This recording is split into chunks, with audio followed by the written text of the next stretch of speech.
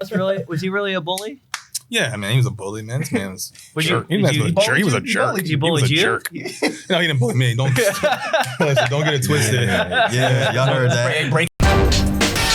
Come join Danger Talk with Daniel and I. We're having a lot of fun talking about the Hawks' life and more. Can't wait for it. It'll be a great season. Let's go. Danger Talk, Season 3, Episode 8. We got some special guests all the way from out of town.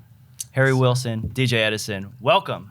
Russ, do you want to kind of give a little intro first of all, who these guys are? Was it Episode 8 you said? Episode 8, Jeez, right. we're rolling already this season. It's been exciting just about what we've been able to do this football season. But then also what's been going on in Danger Talk. We've had some amazing guests. We've had some awesome people, DK Metcalf, Disley. Justin Britt. Justin Britt. Shout out to you, my guy. You're my number one guy. Love you, bro. All the things you've been able to do for us and how hard you've played. That quarterback-center relationship's everything. And so I'm grateful for you, my man. But then there's also, I got some really, really special guests for us today. First of all, my brother, Harry. I call him Harry. I can't tell. Harrison. You guys don't look alike. We used to compete when we were younger every just freaking night, playing until about 3, 4 o'clock in the morning. We got DJ here as well. DJ, I've become super close with. Obviously, we've joined forces on a business venture that we're all gonna talk about a little bit later here in a second. But got some special guests for you guys, and these guys mean a lot to me in my world and what they mean to me on a daily basis, and just even getting ready for games and just getting ready for life, getting ready for everything else, and they mean a lot to other people too as well. We'll explain that here in some great detail. So. Anyway. If you guys are hearing a little noise, don't worry about it. But we got I'm Normateching down here. If you guys see my legs, shout out to Normatech. Yeah, my leg. Yeah, getting these legs. Recovery Tuesday, folks. It's Recovery Tuesday. So if you hear some weird noise, This podcast sponsored by Normatech. So that's me. It's recovery there. So yeah. But we are recovering from a win, which is a great thing. It's always good to recover from a win. Always great. 4-0 on the road. Celebrating a win. 4-0 on the road this year. It's crazy. All 10 a.m. games as the experts. That's been huge. I mean, just even think about how young we are too, just to be able to come on top of all those road games, tough finishes, everything else. We started great in the first half. Didn't finish the way we wanted to, but we still finished the way we needed to, and that was huge. But to be 4-0 on the road, I don't think we've done that in however many years, 40 years probably. So for the Seahawks, so we got a great team. We got a lot more to go. We haven't done anything yet, but I'm excited about where we're headed and what we're capable. Last time you did that, DJ Eidson was born. Oh, 41 years ago. So you're 41, DJ? 41. Wow, what are you drinking? Are you drinking Essentia? What are you drinking, man? Essentia? What the heck A lot you of want? water, man. A lot of water. Good skin. He's got that good skin. Yeah. You know what I mean? What is that? Black don't crack? That's right. That's right. Oh, man, jeez. Half black, don't crack. What are you, DJ? What do you mix with? So, father's black, mom is white. Okay, So, gotcha. Cool, okay. man. Yeah. Cool. Well, dang, man. So, it's been good. It's been good, man. Thank you. I appreciate look that. at Appreciate the 27. love, though, man. No, I gotta drink what he's drinking. Well, anyways, I want to talk about, man, that stadium was incredible. We were there. I was there for the Super Bowl, but then that was your first time playing there. What was that experience? The brand new stadium. Yeah, you shot the Super Bowl there. Yeah, we were there, that me was and fun. Sierra, and that was a great time just going to that game, watching that game, be better playing in it. But it was cool just going there in Mercedes-Benz Stadium. Shout out to Mercedes. It was cool just that. It's so cool just thinking about how amazing that stadium is, how well it's built, and everything else. But to go there and play on the road, our fans really showed up. Yeah, really. In a really cool way. They didn't have very many fans there. It was not many people there for them. But I think for us, it was cool just to see our fans travel the best, in any sport, I would say. So that was cool. And it's just fascinating. They have this big screen. I mean, Dallas Cowboys have a big screen. Right. This trumps it by no pun intended. But this really is a lot big. Not to get political, but this gets a lot bigger than the Cowboys Stadium. And because it's a full circle. You're literally looking up and you're seeing the whole screen. So that's fascinating. Just thinking about technology and how people watch the game in the seats, and there's not really a bad seat in that stadium. No. But the best seat is when you get to be under center and throw a couple touchdowns. I bet. So that was cool. Harry, what did you think of the game? I know you follow the Hawks pretty closely. You know what? I got the chance to enjoy the game from the comfort of my own home, my own couch. I hate going to the away games because I want to be like in the environment with the Seahawks fans. Right. We get to enjoy that, but for great first half, right? And then and I think that there's some opportunity. Good news is that when you win, and there's opportunity to look at some tape and improve in a lot of areas. So that's the best combination, right? Win and have something to work on. So I think there's probably plenty to do relative to the second half, and and showing up. But dude, people always ask me like, really get really excited for me about the game with Russ being my brother, and they don't understand the experience being a sibling or family member and what it's like. Right? What is that experience? Could you dive a little deeper? Like how? It's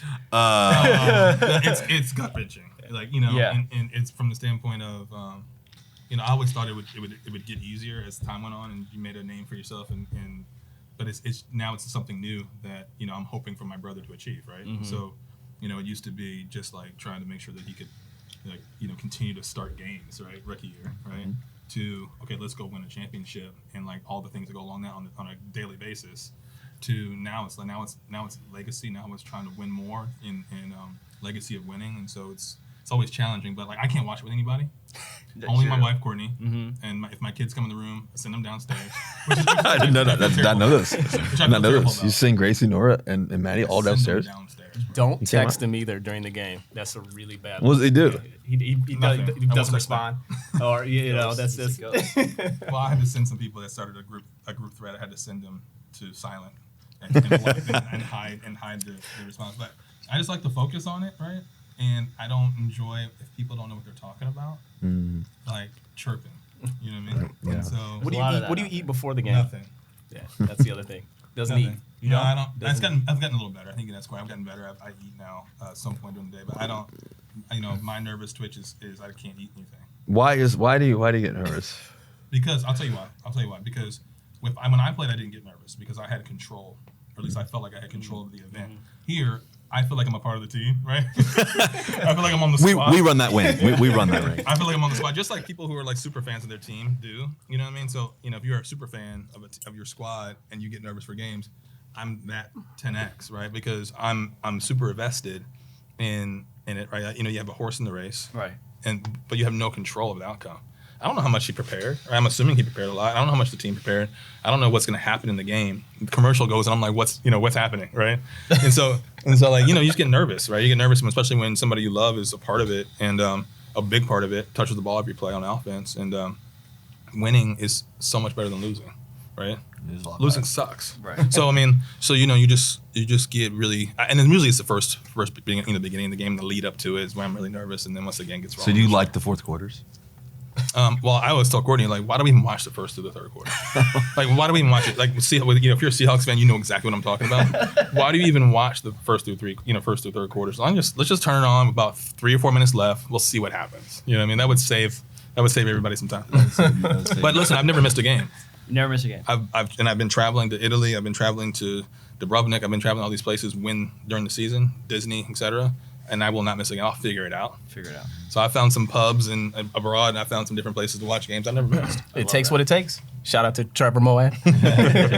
It takes what it takes. Now, speaking of Trevor Moawad, let's talk a little bit about, I know you guys are here in Seattle. Talk a little bit about what you're building, why you guys are here just for this trip, but what you're kind of building overall with Limitless Minds. Well, I'll let DJ maybe tell us a little bit about his role in the organization and introduce himself a little bit. Yeah, so my name's DJ Eidson, co-founder and COO of Limitless Minds, and really Harry and I spent the majority of our careers in business.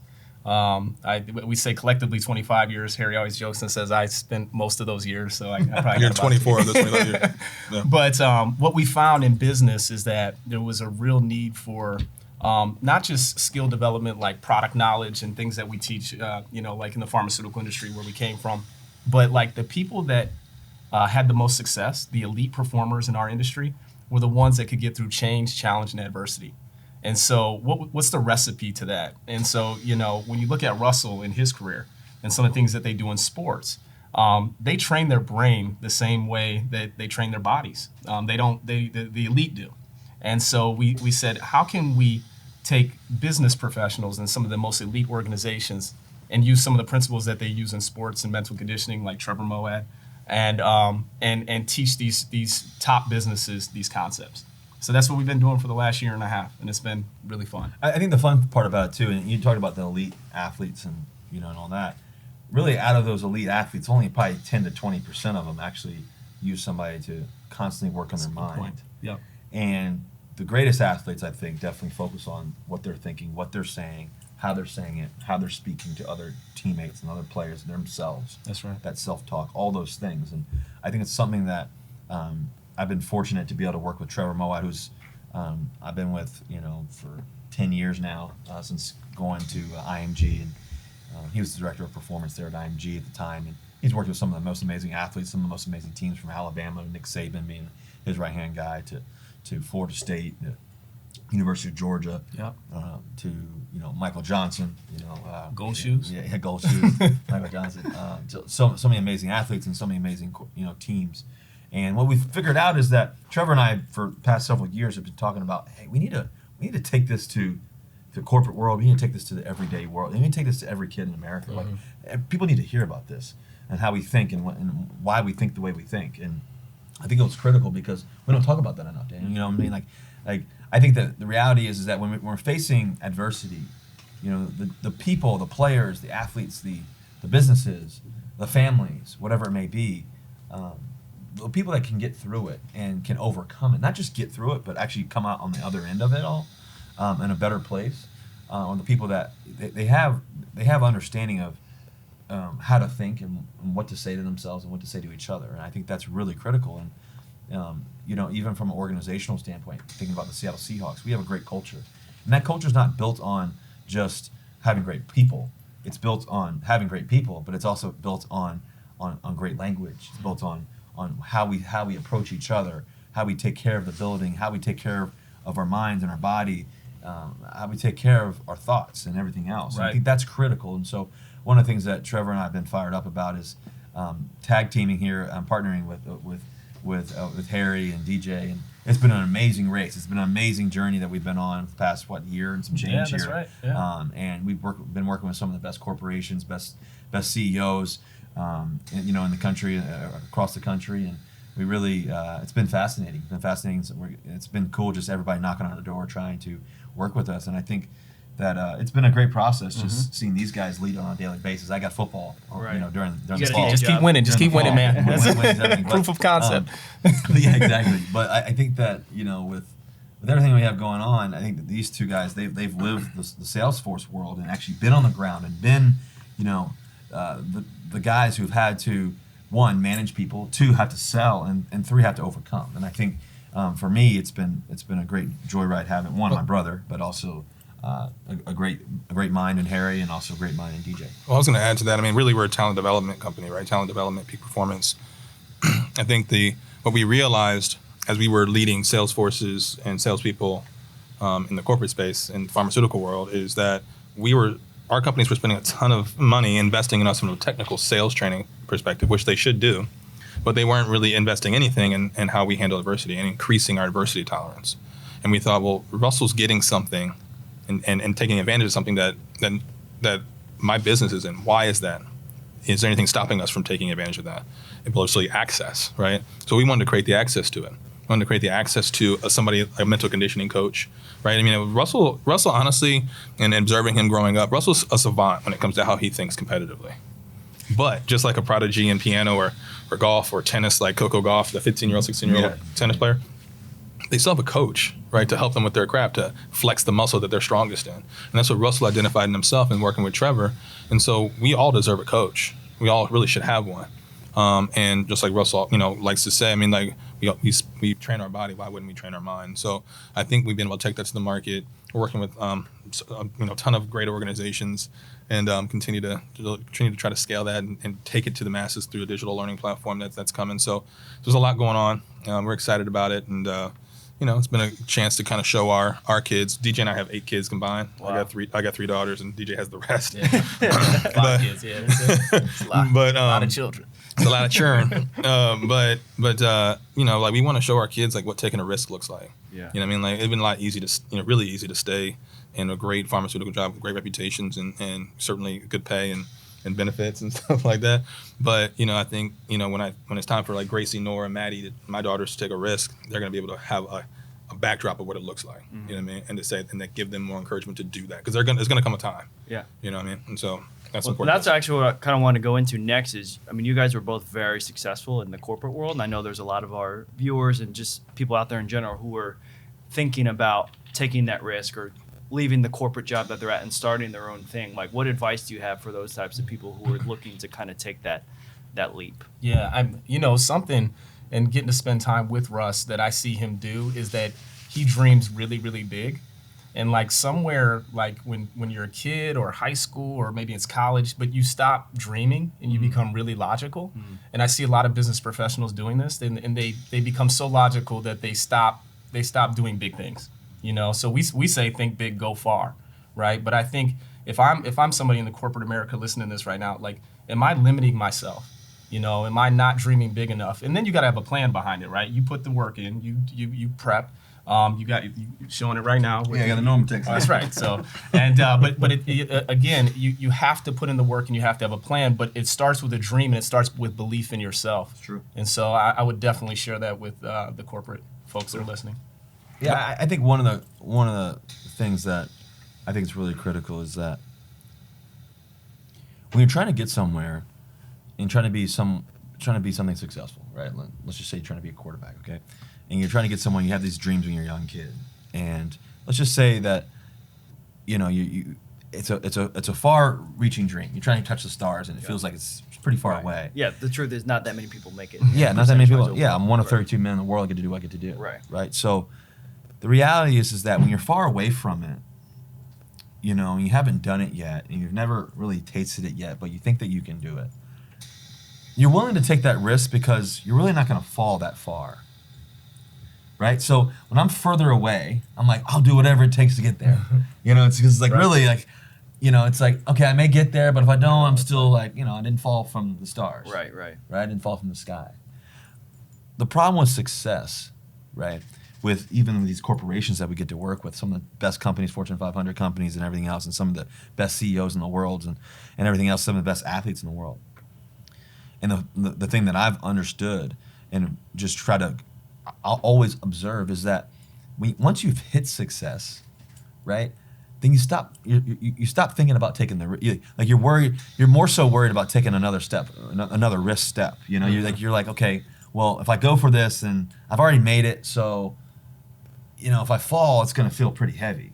Right. So if I just kind of stay where I'm at, just coast. Yeah, you can be there, and like that's what people remember you for. You may remember you for, you could have stayed in pharmaceutical sales and done that, and you could have made a great amount of money that you were making, and you could have taken care of your 3 girls, and that works, right? But if you really want to be remembered forever, right, you have to be willing to take the risk. And the thing is that when we haven't done it, we're more willing to take the risk. But once we've tasted success, then we're like, shoot, well, I don't know if I need to do it anymore. And the problem with that is not just you, right? And Harry kind of alluded to this. The problem is well, what about your kids? What about your 3 daughters? That's right. Did they ever see you take that risk? Mm-hmm. Because I know for me, growing up, I know for Harry too, is, my parents worked their tail off, right, just to give us an opportunity. So I was willing to take the risk. Remember, I was reaching for the stars, trying to get there. Well, what I worry about is if I'm not willing to take a risk, if I'm really not willing to create a new business or go step out and create a clothing line or create Limitless Minds and to do something that's really not that easy to do. But the problem is, are they going to ever go to their full potential?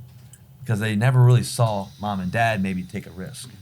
And I think that's the scary part. I think the reality is that we have to be able to teach our kids and be able to take the risk to create a legacy, to create something, and to really impact the world. Limitless Minds is going to impact the world. We're already doing that now with great corporations and some of the best Fortune 500 companies, some of the best people in the world, quote unquote, and everything else. But really, there's a whole nother step that we're taking, and we're going to be taking, and it's going to be exciting, and just technology and all of the other things that are coming, and it's an exciting time. And I think that to these 2 guys, they were very successful in what they did, and but they stepped out because they believed in something, and I've always believed in it, just because it's part of my game, it's part of what I do on a daily basis, it's something that I'm obsessed with.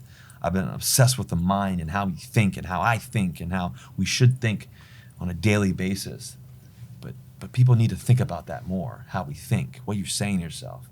And so I think that's critical. That's why I think the essence of what Limitless Minds is to really to enhance the cultures of these companies, to enhance the culture of just our world, our society, to enhance the individual, to optimize human performance. Can we do that? And I think that's what's really, really cool about Limitless Minds. I mean, I think that the last thing I'll say is like on this particular topic is like just regret. One of my biggest fears is like regret. I already have plenty of them. Right. I don't need any more. You know what I mean? And so around 35, I started getting this itch for like, what am I gonna really do?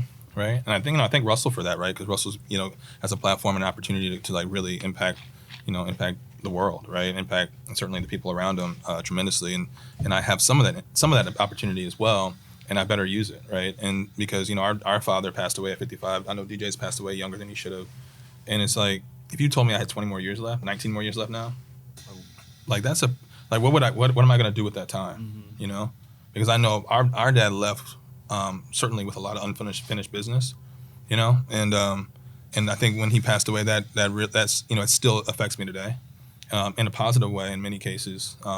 And then just some grief that many people would have upon losing your father, that even a decade later or whatever. But I think that I just don't want to leave with any regrets, And I think that's what I implore people that are on that teeter-totter of trying to take that risk, whether it's business or life or something else. It's like you only get one. You only get one of these things, right? You only get one life. What are you really going to do with it? You only get one. You don't get 2, 3. Like you get one of these, and so like, what are you really going to do with it? And that's the challenge, is figuring out how to make an impact and not leave with regret. And you guys both brought up really good things in talking about leadership, though, which we just came from a company yesterday, and we with a group of brand new managers, and it's not always what you say, it's what you model. So you brought that up about starting a new business. When we were going through this process, and I'm talking to my wife about, hey, should I jump out and start this new business? And then we did it, and we're putting together a business plan. I go into my kitchen, and 2 of my kids are starting their own business. One started Slime World, another one started a lemonade stand. But they had a business plan put together, and they were watching what I was doing. And so it's really powerful what you model as a leader, what kind of legacy you want to leave. And because the kids are watching, your people are watching, if you're a corporate person leading people. And so that's another thing that really stands out. Yeah. And you're talking about kind of your impact your parents had on you guys. I'd love to dive in on kind of your guys' dynamic growing up and how that has shaped you now to where you guys are today. Yeah, so was Russ was he really a bully? Yeah, I mean, he was a bully, man. This man was Was jerk. you- He was did a you- jerk. He was a he jerk. bullied you? He was a Bullied you? jerk. No, he didn't bully me. Don't listen, don't get it twisted. Yeah, y'all heard that. Breaking Y'all news. heard Do that. not- Breaking news. Do not get it. The only thing that was breaking was like your arms and legs. Listen, no, it's interesting, right? Because truthfully, Russell and I, we had these little different eras that I think we lived in our home, right? Because at 5.5 years different, I'm 5.5 years older than Russ. You don't have a lot in common with your 12-year-old brother, when you're 17, right? 17 and a half, heading to college. And then during college, you kind of have these, you have a little distance, and then it's not really until after high school and stuff where you really start to, have a lot of commonalities, and then those commonalities turn into differences because, somebody's playing in the NFL and somebody's slinging pharmaceutical drugs. It's a different lifestyle. But I think that, but growing up, our parents Now we get to work together, so we're very similar. right. That's great. Good work, bro. Good But, work. We no doubt. You leave me hanging, man. I tell you what's funny though is now we look enough alike where I get to experience people seeing me from a distance, especially in Seattle, but just in general, people seeing me from a distance, and then I can see them thinking that I'm Russell, and then walking towards me, and then the sheer disappointment on their face when they realize that I'm not Russell. You got to tell them the bathroom story, man, this morning. Oh, well, no, I mean, this happens you don't understand, this happens on a daily basis, but I was washing my hands next to somebody, I look at him, he looks at me, and he's like, oh, I thought you were Russell Wilson. I was like, well, that's my little brother. And he goes, yeah, sure. and then like, that was it. That was the whole communication. But, That sounds like our next YouTube. I wonder what the guy was thinking though if it was me. Like, what if it was me? like, what are you doing in the WeWork? Yeah, like- We were at WeWork. He was like, why's this man at WeWork? Shouldn't he be at practice? No, but I mean, listen, we grew up in a great household, 2 parents that, well-educated. My dad went to Dartmouth and played 2 sports and went to UVA law school and tried out for the Chargers. And my mom, was at UVA when they met. And so, it was interesting. I mean, I think that, I talk about my dad a lot, but I just wish he was still here because I have so many questions that at 35 years old, that he would be my go-to person, But they challenged us, man. I mean, they put us in a great school, in collegiate school. Shout out to the Cougars in Richmond, Virginia. My dad made a point to remind me, I don't know if he did this to you or not, but he reminded me on a regular basis that that it wasn't us that were privileged to go to collegiate. We were the privilege for them to for us to experience, for them to experience us going to school with them. Right. From the standpoint of we looked a little different than our peers, right? And you honestly feel like you stand out in an environment like that. But it wasn't. We were also providing the privilege to others, right? Mm-hmm. To experience some diversity, to experience so that our dad did a really good job of constantly feeding training us. the mind back then. Yeah, constantly feeding us. Like, it wasn't about positivity. It was more about vision, right? Constantly providing us a vision, Mm-hmm. Now, Harry, you're a great athlete as well. I know with the age gap, did you guys ever get to play on the same team, like at the same time? No. We used to play against each other all the time. Like, growing up, Yeah. I mean, we played basketball together. He swapped my shot in my face. So rude. That's why your nose is so big. That's still swollen. Well, listen, okay. He swapped my shot in my face. I'd have to go running and I'd be crying. My mom would be like, listen, if you ain't got a good crying, then just don't be playing no more. You stop playing. And I was like, I'm going back out. I'd start playing again. Well, we played backyard baseball, and we one-on-one, which is hard, right? But we had this backstop. I'd pitch to Russell.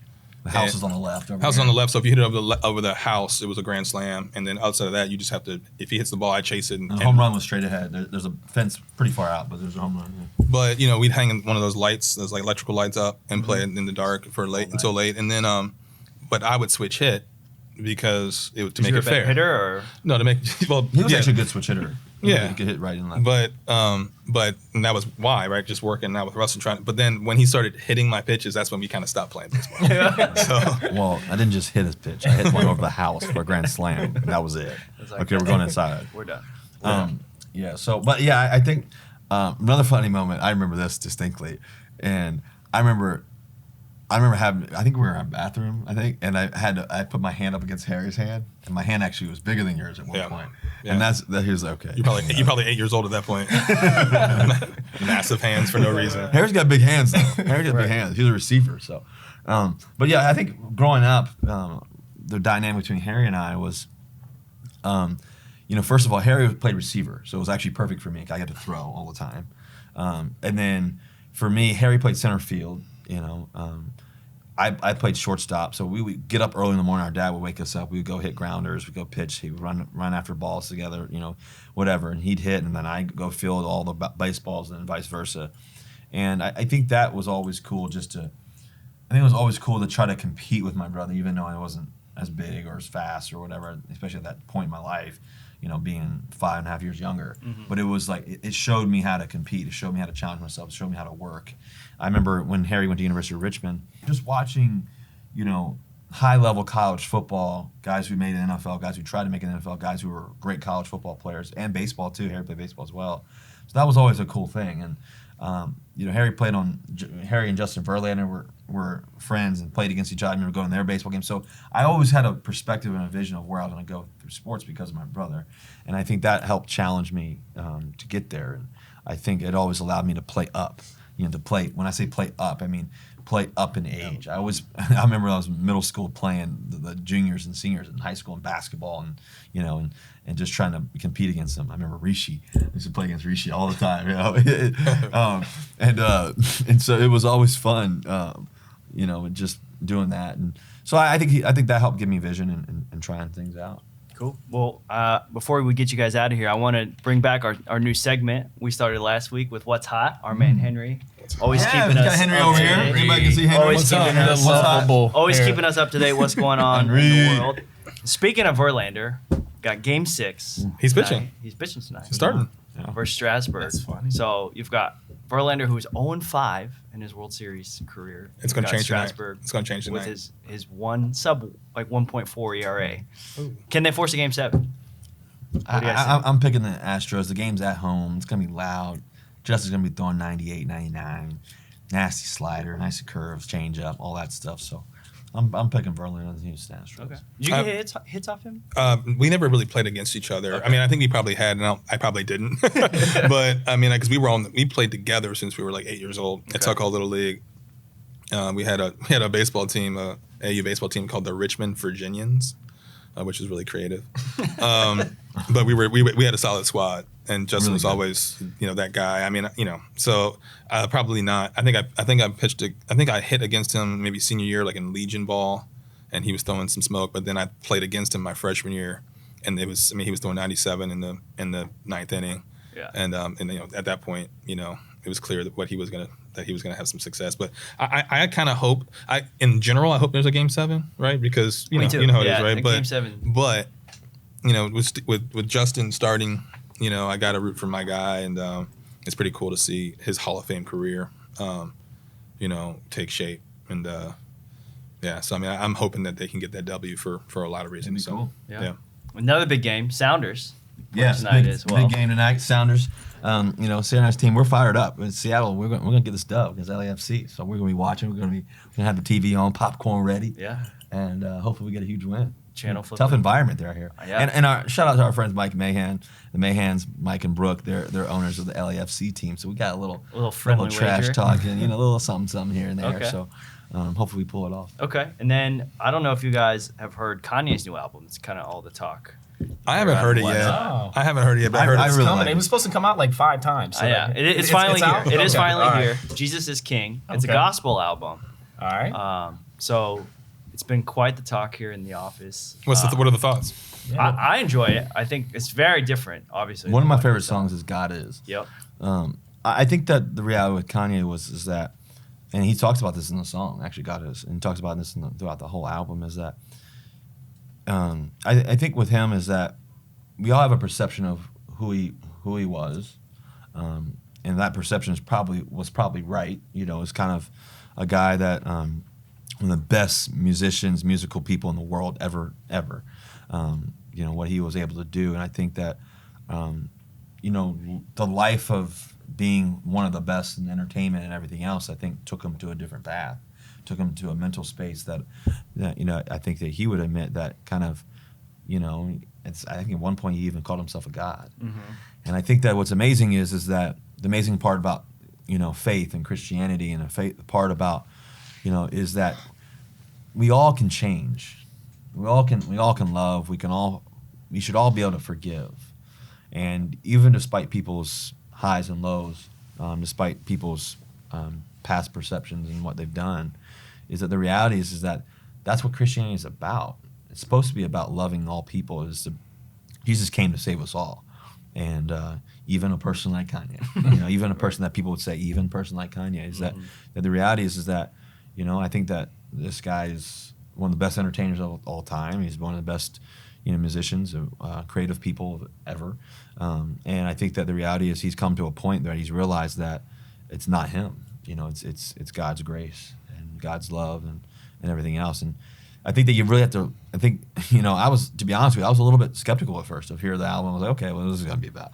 And I know a few people that know him. I've met him several times and stuff like that. But I think that to actually hear the words and to hear, really to listen to the album, and like I said, my favorite song is probably God Is, and I think it's really, really cool just to see the growth and maturation of a man.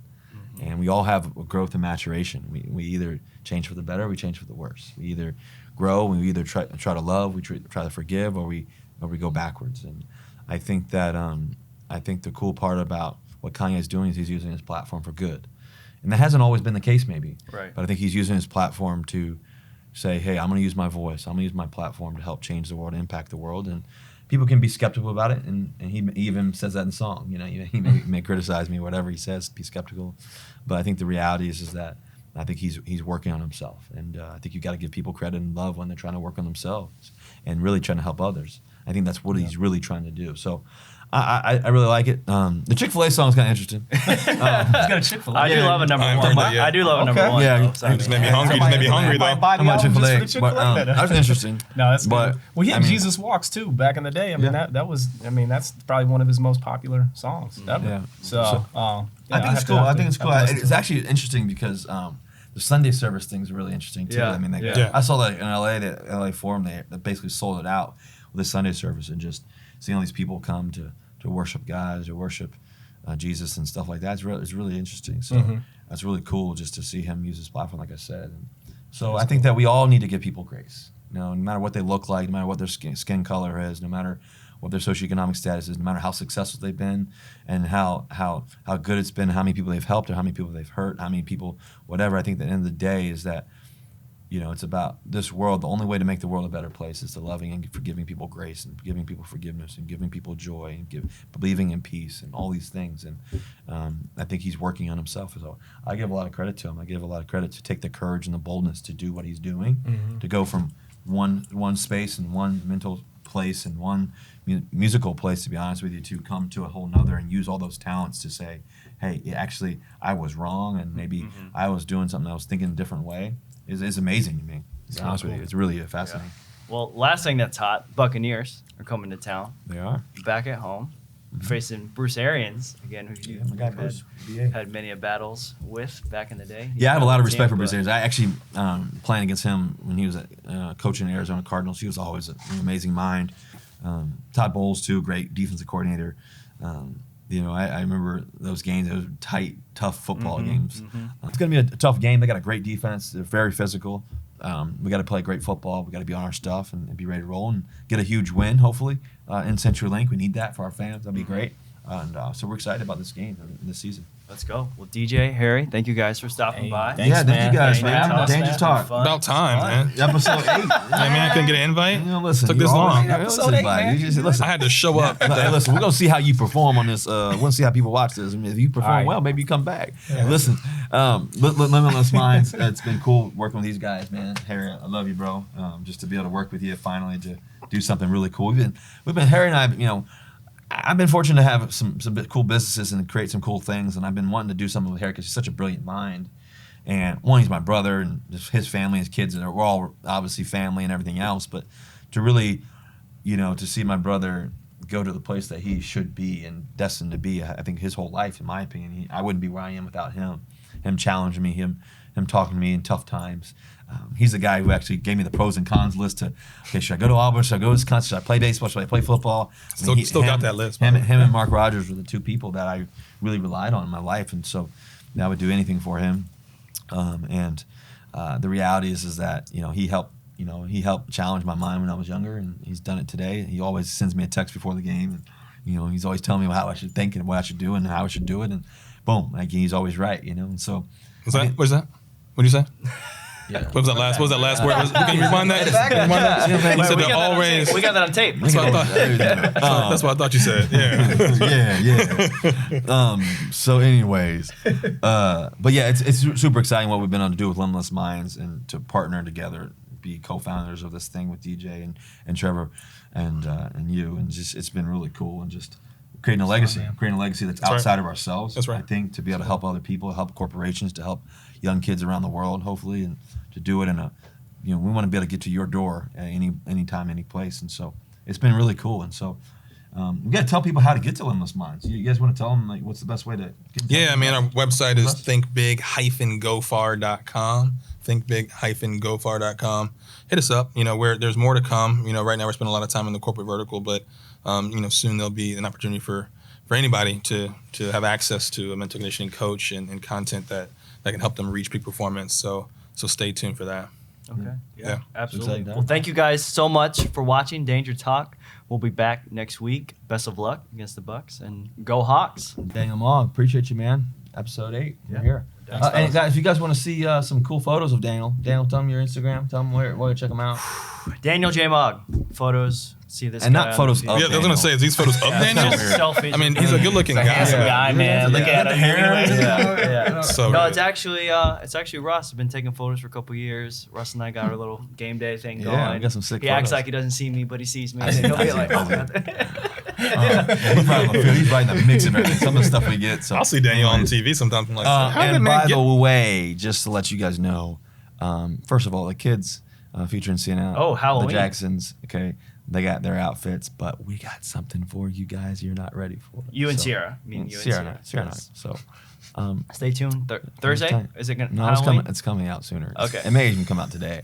But just to let you guys know, it's going to be cool. Okay. Yeah, so stay tuned. Try it out. Halloween. We'll talk about that next week. We'll talk about that further. Okay. Okay, we'll see you guys. Thanks for tuning in. Tell all your friends. Tell everybody. We'll see you. We're out. Peace. Danger Talk. We gone.